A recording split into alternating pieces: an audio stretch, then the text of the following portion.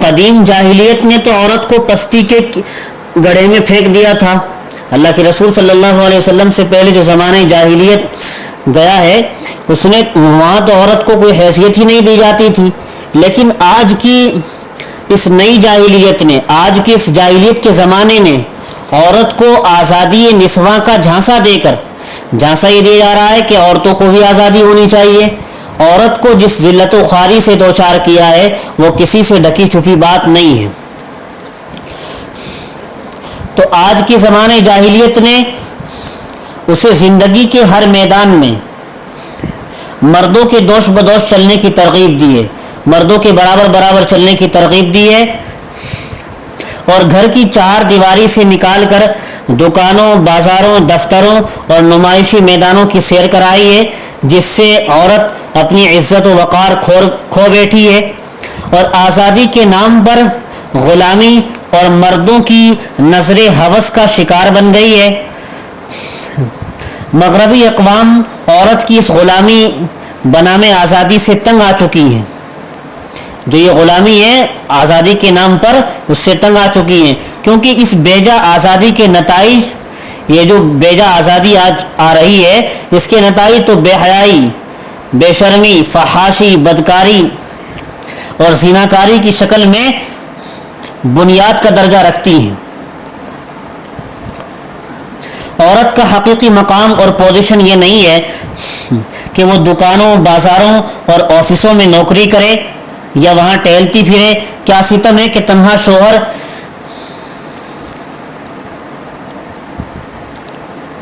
کیا اس کو اطاعت و فرمانبرداری کو غلامی کا نام دیا جا رہا ہے؟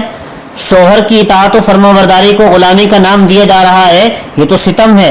اور دکانوں، آفسوں میں اور نامحرم لوگوں کے نخرے برداشت کرنے، بسا اوقات عزت کی نیلامی کو آزادی کا نام دیا جا رہا ہے. عورت کا حقیقی میدان کیا ہے؟ اسلام عورت کو زندگی کے میدان میں ایک واضح دائرہ کار دیتا ہے اور اسے مرد کے برابر ذمہ داری سونپتا ہے. گھر کے باہر سارا دائرہ کار مرد کے حوالے ہے جو شریعت نے کیا ہے، اور گھر کا دائرہ عمل عورت کے ذمے ہے. مرد کو باہر کے دائرے میں تلاش معاش اور اجتماعی مسائل سے دوچار ہونا پڑتا ہے، اور عورت کے ذمے گھر کی دیکھ بھال، شوہر کے مال اور آبرو کی حفاظت، بچوں کی پرورش اور ان کی تعلیم و تربیت اور صحت و خوراک کی دیکھ بھال کرنا ہے. قرآن پاک نے عورت کے لیے جو میدان کار متعین کیا ہے وہ یہ ہے، فرمایا وَقَرْنَ فِي بُيُوتِكُنَّ وَلَا تَبَرَّجْنَ تَبَرُّجَ الْجَاهِلِيَّةِ الْأُولَى. سورہ احزاب میں فرمایا اللہ تعالیٰ نے، اور اپنے گھروں میں بیٹھی رہو اور قدیم زمانے جاہلیت کی طرح زیب و زینت کا اظہار کرتی ہوئی مت پھرو. تو اسی طرح دوستو حدیث پاک میں بھی آیا، عورتوں نے رسول اکرم صلی اللہ علیہ وسلم سے عرض کیا کہ ساری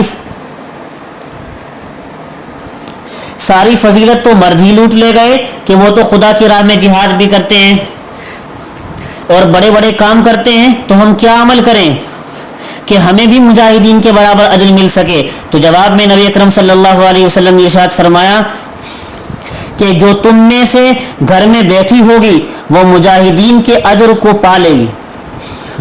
اس حدیث میں اللہ کے نبی صلی اللہ علیہ وسلم نے گھر میں بیٹھنے والی عورت کو مجاہدین کے اجر کے برابر اجر کا مستحق قرار دیا ہے.